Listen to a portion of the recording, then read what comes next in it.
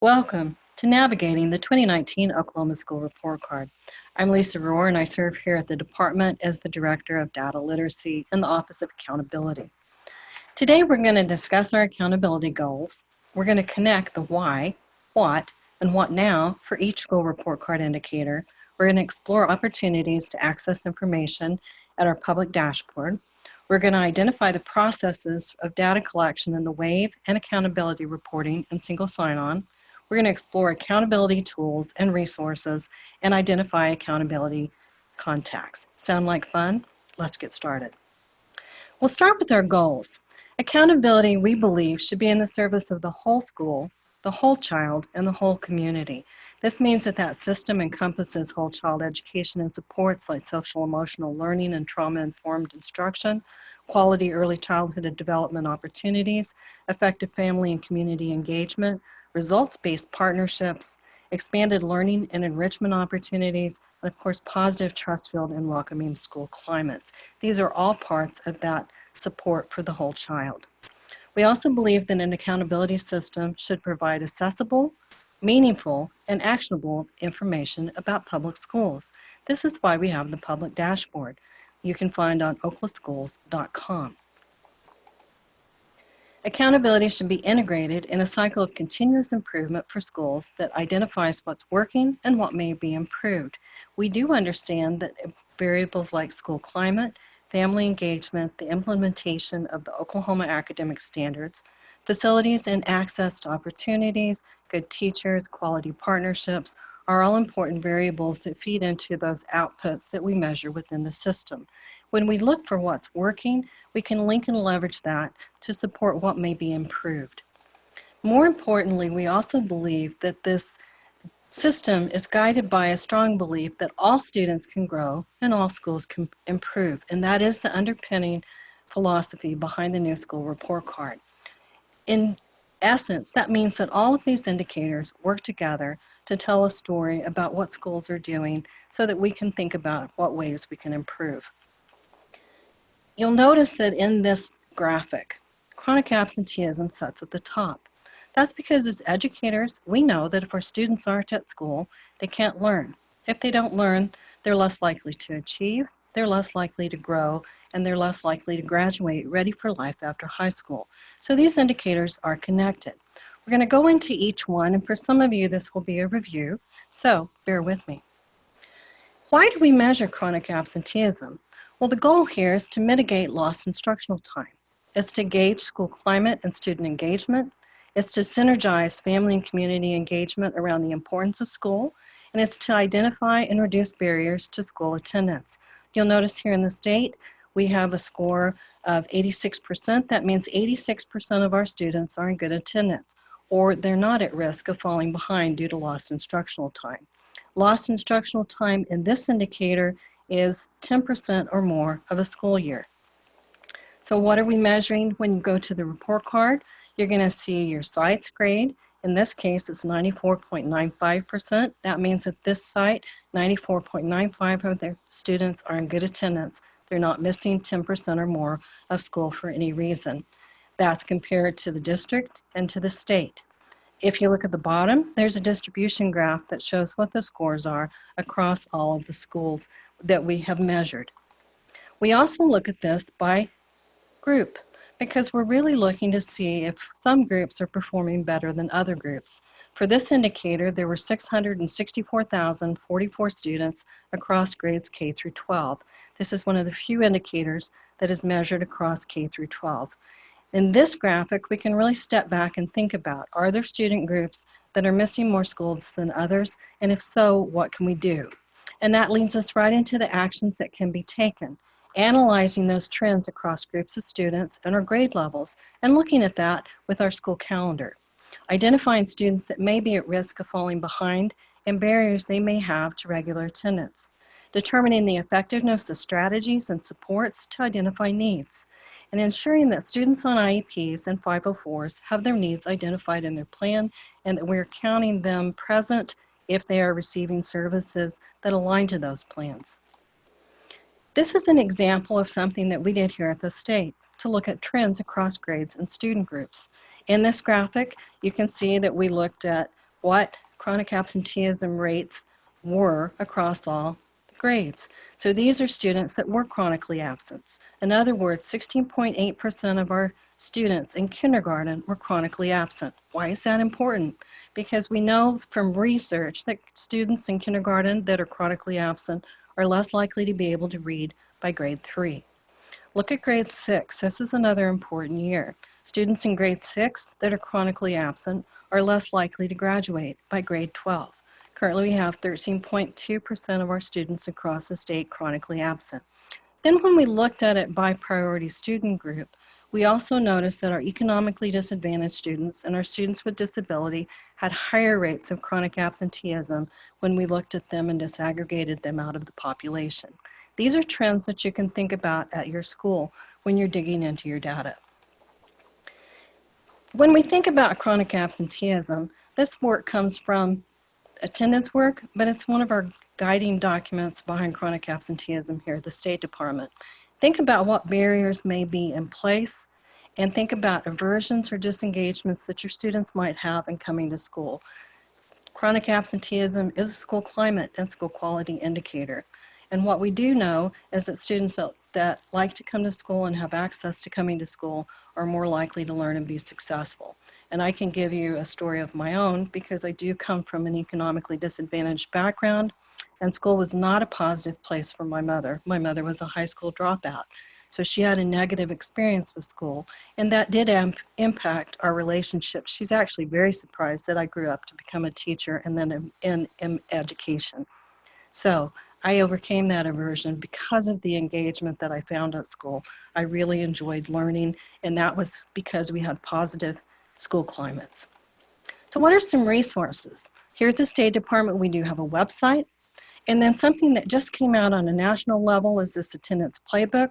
We really showcase that because it tells you the effectiveness of different strategies. If you're better wanting to understand the school report card and how this was calculated, we have school report card resources. And then if you have those students with disabilities and need that guidance, we also have that link here. This PowerPoint will be available and all these links will be active. Now then, we've talked about chronic absenteeism and its relationship to academic achievement. So what are we measuring in academic achievement? This is an indicator that we're actually very proud of. It's an innovative indicator for the state of Oklahoma. We're the only ones measuring things exactly this way. We're looking at the improvement of a priority student group in the same grade from one year to the next. Priority student groups, as you recall, students can only be in one group. When we look at this, we ask first if a student has a disability. If the answer is no, we ask if they're economically disadvantaged. If the answer is no, we ask if they're an English learner. If the answer is no, we then look at race and ethnicity. Students can only be grouped into one group here. Something else that you'll notice these numbers in this chart. These are the targets, and they represent the median baseline scores from 2017.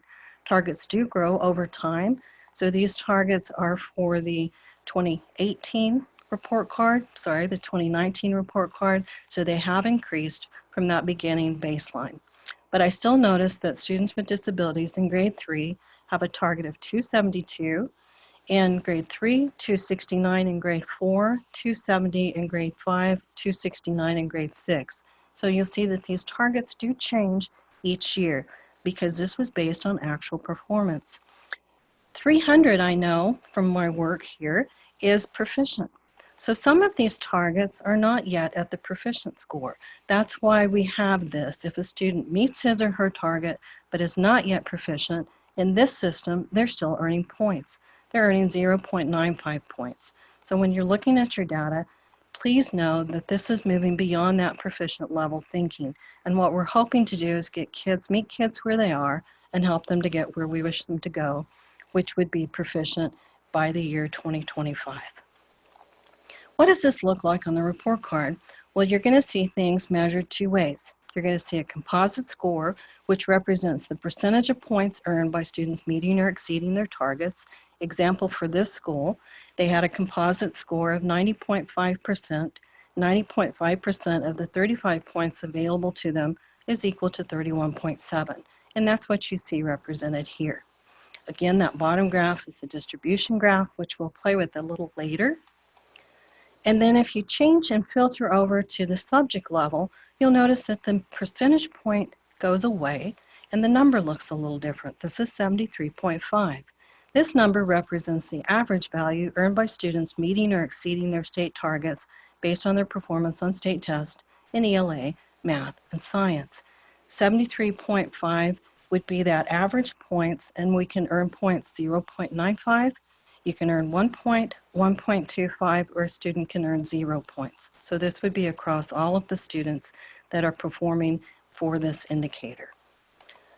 Another way that we distribute this information, and for this indicator, this is ELA, and we had 338,121 students in grades 3 through 8 and 11. We talked about those students that meet their targets and are not yet proficient. In this graph, you see that with students with disabilities, economically disadvantaged, English learners, Black, and Hispanic. It's represented by this darker blue, and these would be students that are meeting their targets but are not yet proficient. So we know that they're on their way to becoming proficient. Below target represents students that we might want to take a look at and figure out what strategies we're using. And of course, these advanced students, they're achieving above their target, so what are we doing for those students as well? So this is the data that we have on our public dashboard available. What kinds of things can you do with that? Know where student groups are as a whole, identify equity gaps across those student groups, analyze trends across student groups or grade levels, evaluate your curricular alignment and program coherence, identify strengths and gaps, evaluate effectiveness of differentiation, identify needs for enhancement and/or remediation, align your needs for professional learning, always connect your site and your district level data, and compare where you are with others in the state. And you can see that we can use our dashboard to do that. An example of what this might look like, we looked at grade 3, 4, 5, 6, 7, 8 in high school, so that grade distribution across one of our student groups. In this case, we chose economically disadvantaged because they represent 44.6% of our population. In our new standards that we have been testing since 2017, they get progressively more rigorous as we move from one grade to the next. So in comparing where students are in meeting or not meeting their targets, we can get an idea of whether we have a vertical alignment and where some gaps may lay. One of the struggle areas that I know I always had when working at the districts were in these transition years between grades 5 and 6 and grades 8 in high school. I'll notice here in English language arts, we're actually doing better when we get to high school grade 11. So these are some things you can think about when you're looking at your data in the district. Combined with, and connecting resources. Curriculum frameworks are a great place to look. They give you an understanding of what the standards can look like, progressions, some information on instruction that you can use, some sample models. To understand the school report card, we have these resources. If you're looking to understand your Oklahoma State test, we have interpretation guidebooks that are linked here.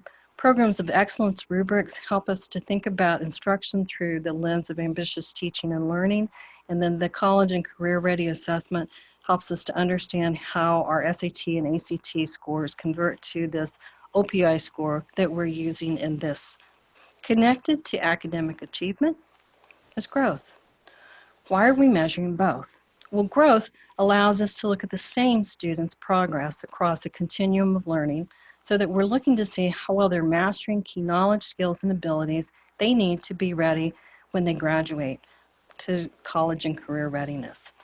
In this indicator, you are able to earn points if students move within an indicator or move across an indicator because we know that growth occurs sometimes slowly. So what does this look like on our dashboard? Again, we have a composite score that represents the percentage of points earned. In this case, this school site earned 87.9% of the 30 points, and you'll see that reflected here at the 26.4. So that's what that composite represents. We also can filter over for grade level. In this case, that grade level is the average growth value between 0 and 200. earned by all the FAE students in grades 4 through 8 with a valid assessment score. In this example, the average growth value was 104.1, which corresponds to 11.4 of the 15 points available. So this is the kind of a different way of thinking. And notice our distribution graph at the bottom shows 0 to 200. And most of our schools are clustered right there in the middle. So very few schools are earning that full 200 points. Let's see if we can figure out why. This is what that point distribution looks like. So to earn 200 points, you would need to have students that maybe move from below basic low to advanced high within over a year's time. That's a pretty steep curve. So that's why these points are distributed the way that they are. You'll notice the points in the orange are very close to that 100. That would kind of represent a year's worth of growth. That means that students scored at the same level. So in other words, these students that were below basic high 1 year and they remain below basic high the next year, they did earn 90 points. They're not exactly where we wish them to be, but they're not regressing or falling behind either.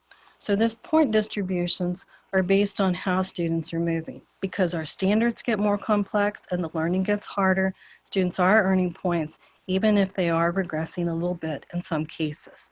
So when you think about that, this might be a helpful chart for you to think about looking at those numbers. So what actions can we take? It might surprise you to see very similar to what we saw for academic achievement, because these indicators are connected. This one is for grades 4 through 8 because they represent student progress from one grade to the next. Again, analyzing those trends, looking at our curriculum alignment, effectiveness of differentiation, comparing where you are with others. Let's look at an example of a way we can think about this data. This is actually what you see on the public dashboard, only I came in and added the actual numbers. So now then that I know that there are 5,206 students that scored below basic low 2 years in a row, I might want to dig deeper into that and see what I can do to help those students move up a level. Again, with these students of 393 students up here on the high end that were advanced high 2 years in a row, I might want to think about what enrichment opportunities we're providing for those students as well. Same with our advanced low. We have 6,953 students that fell into that bracket. So how are we supporting those students as well? And just looking at what that movement looks like, and if I broke this down by grade level, I would get even more information. Connecting resources look very similar. The frameworks, resources for our report card, that OSTP interpretation guidebook, and our programs of excellence rubrics. All of those are linked here so that you can explore them at your leisure. What? Leisure. I know we're all teachers and we don't have a lot of that. So you can explore them in the time that you set aside for that. Next, we're going to look at English language proficiency progress. Why do we measure this? Well, we know from research is that when our English learners become proficient, they outperform all of our other learners. So we have this indicator so that we can monitor progress and determine the effectiveness of our programs. You can see that here at the state, 29% of our students are currently meeting their language acquisition targets. I think this is an area that we can work on. This is what it looks like on that public dashboard. Again, you see how you're performing as a site compared to the district and compared to the state. In this case, 73.7% of these English learners at this site are on track or have already exited their language acquisition programs. When we break this down, this is what it looks like. It's broken down by demographic groups, again, so we can think about that equity, thinking about why the students with disabilities that are English language proficient, they seem to not be making as much progress. So what are some interventions or some things that we could put into place for them? Here you have proficient year, proficient auto-exited, proficient exited, on track, and not on track.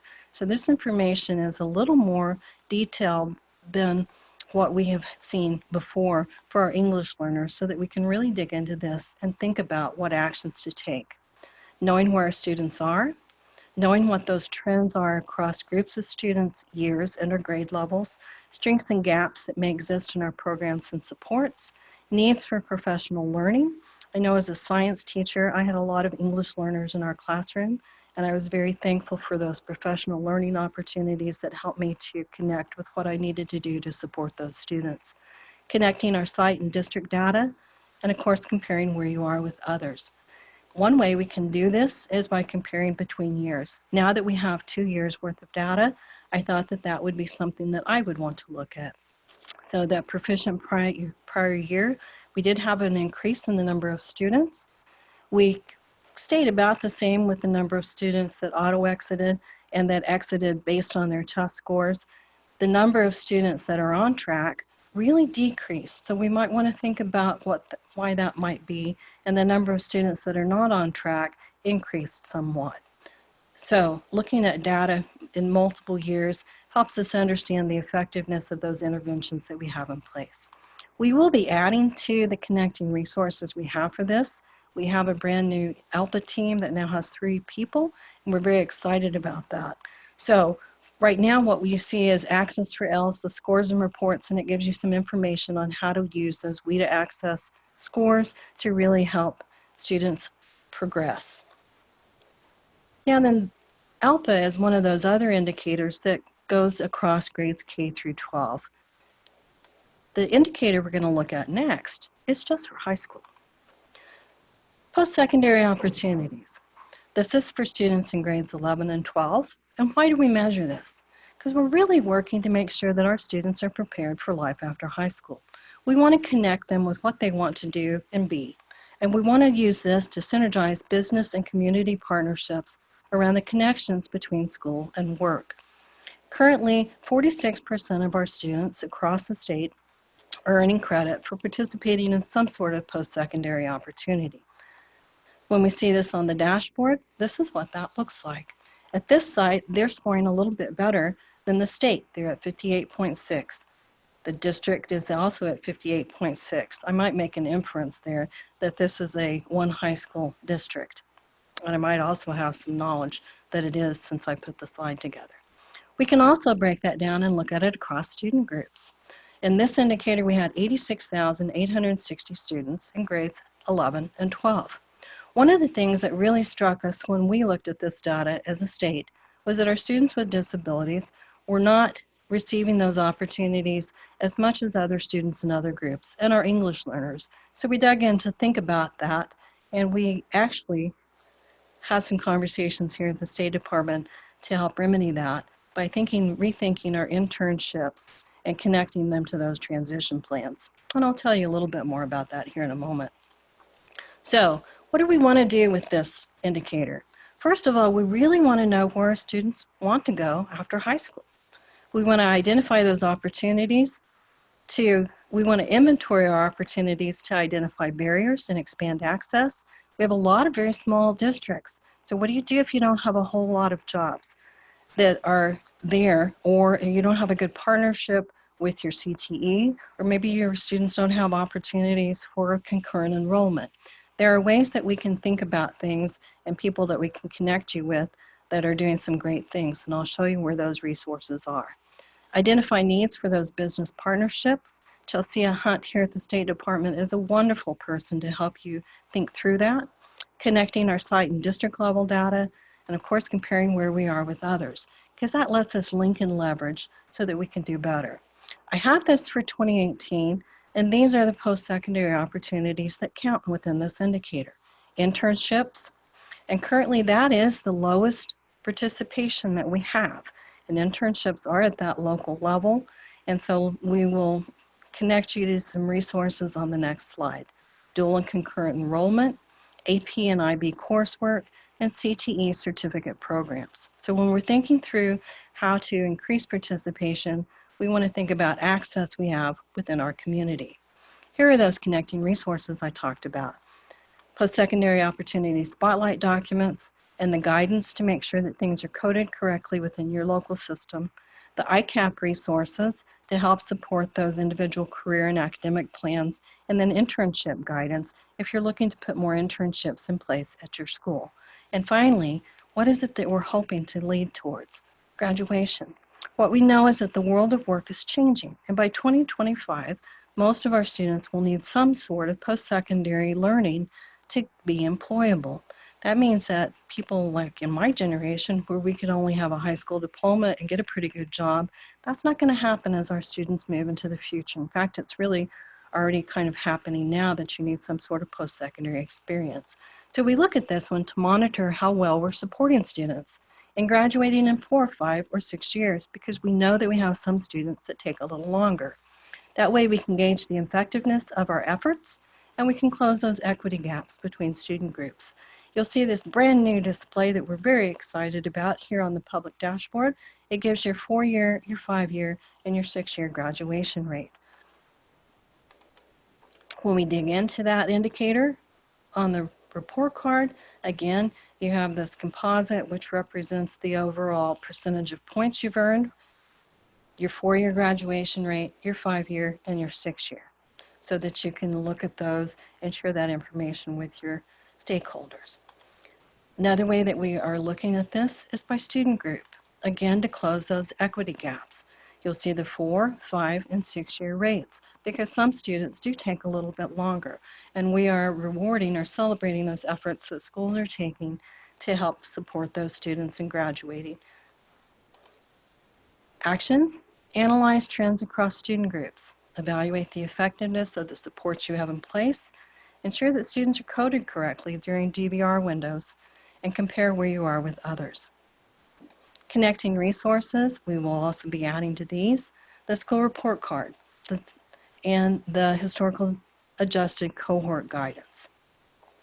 And then I should have probably added ICAP, because we know from research that when kids have a connection to what they're doing in school with what they're going to do outside of school, then that's a good support in helping them to graduate as well.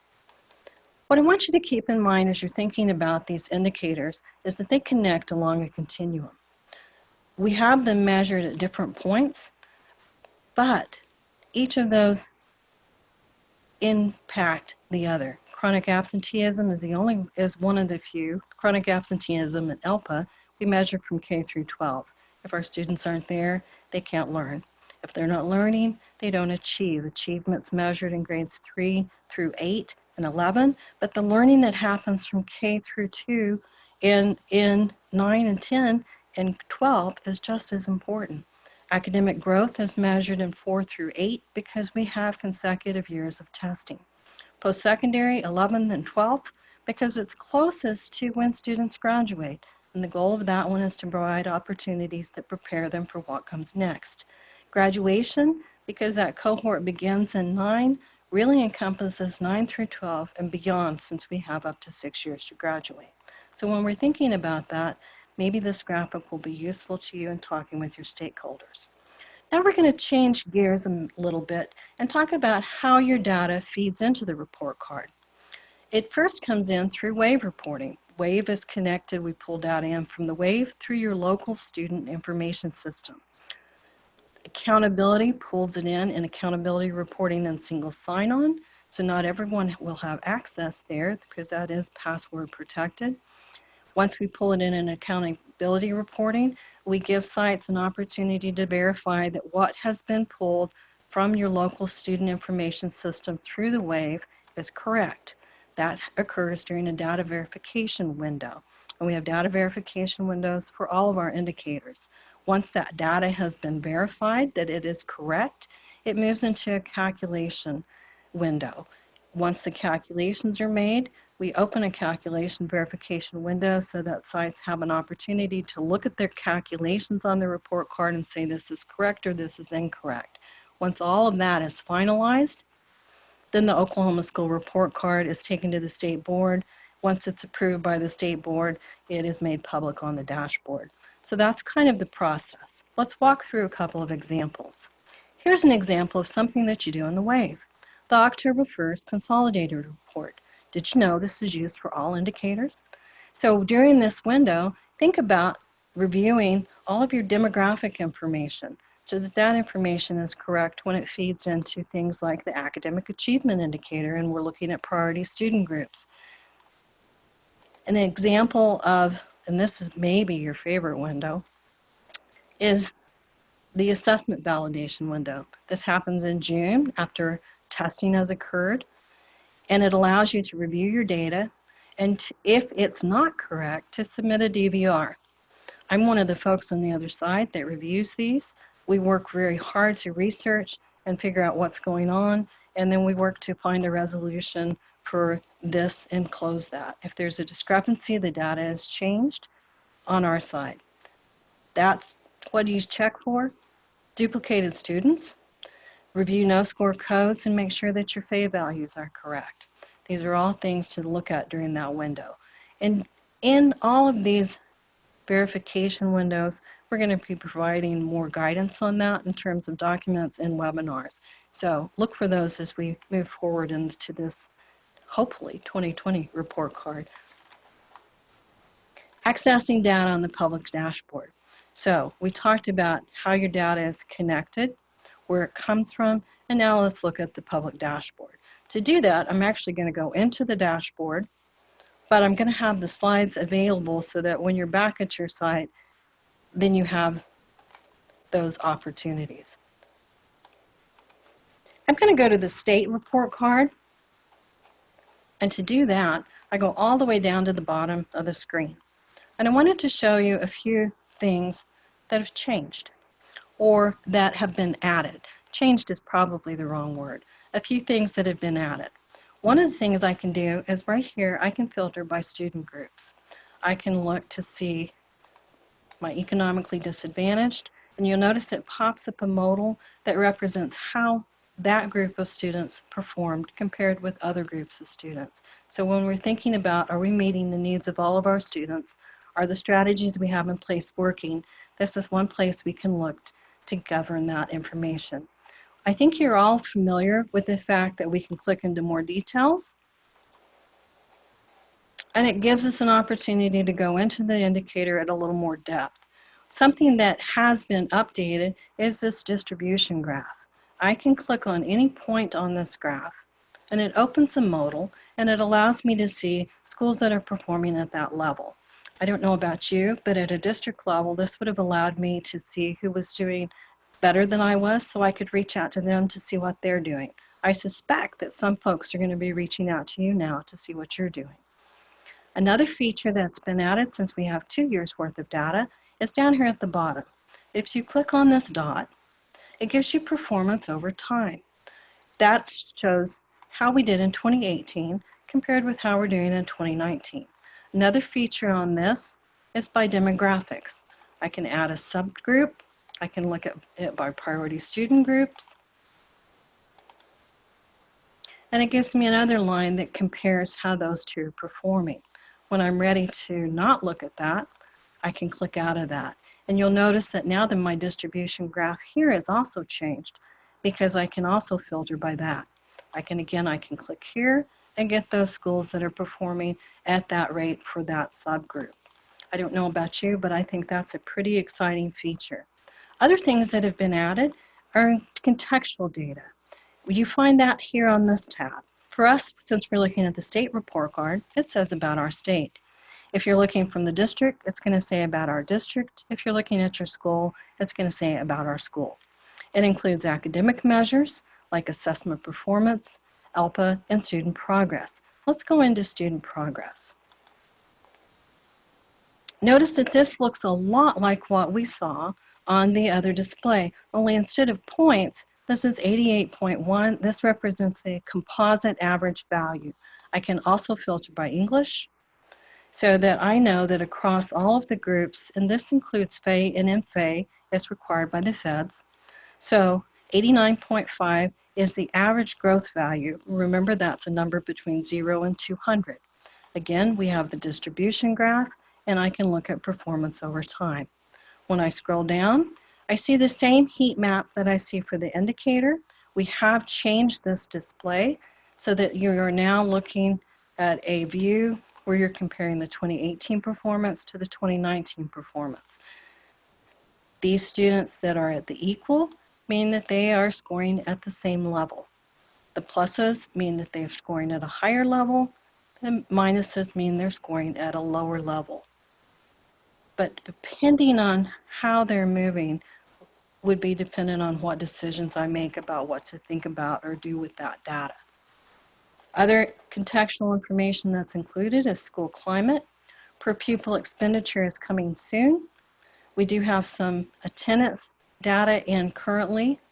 This is measured the same as we would our chronic absenteeism indicator, only again, this includes FA and MFA students. And we laid this page out a little differently because we start with either our overall goal for this measurement, we talk about why we measure it, and we talk about what was measured. The other displays look very similar, except here you'll notice that there are more demographic groups because this does represent all of our ESSA groups. So we include migrant and foster care and homeless as required by federal law. Your student takes parents to the parent portal. I have sample ways to get into that located within the PowerPoint so that you can come back and look at that. So let's go back to the slides. And for these slides, I simply just made what we're looking at and let you know where those features are.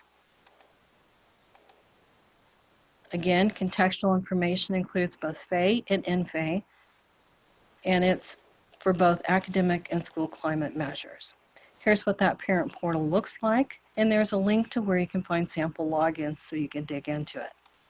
I would be remiss if I didn't tell you about a wonderful collaboration opportunity we have through a partnership with OSU Health Science Center. This is TeleEdge. TeleEdge is a conversation. It's not a webinar. It's a conversation that you come in and join. We invite a school site each time we meet to talk about what they're doing that's working and ask for solutions for things that may be challenging to them. This is a very conversational. It's not something that if you're not participating that you're going to receive a recording of, because we really want you to be there to be part of that conversation. Once you've registered once, you'll get invited to all, and there might be topics that you're not as interested. So join us for the topics that do align to your needs. Another important tool that's come out from Dr. Tamborski is a comparison tool. Unlike what you saw on the dashboard, this comparison tool allows you to come in, choose your school, and then it aligns to schools that are like you demographically so that you can see how those schools are scoring and how compared to how you're scoring. I think that would be good information for a board meeting or when I was talking maybe to our public. And last, our team. We're a small but mighty team, and we're here to support and serve. If there are resources that you would like to see, please contact us and let us know what they are. We look forward to your questions, and we look forward to supporting you as we move into this 2020 report card. And with that, I'll bid you adieu and wish you a wonderful day. Thank you so much for joining us.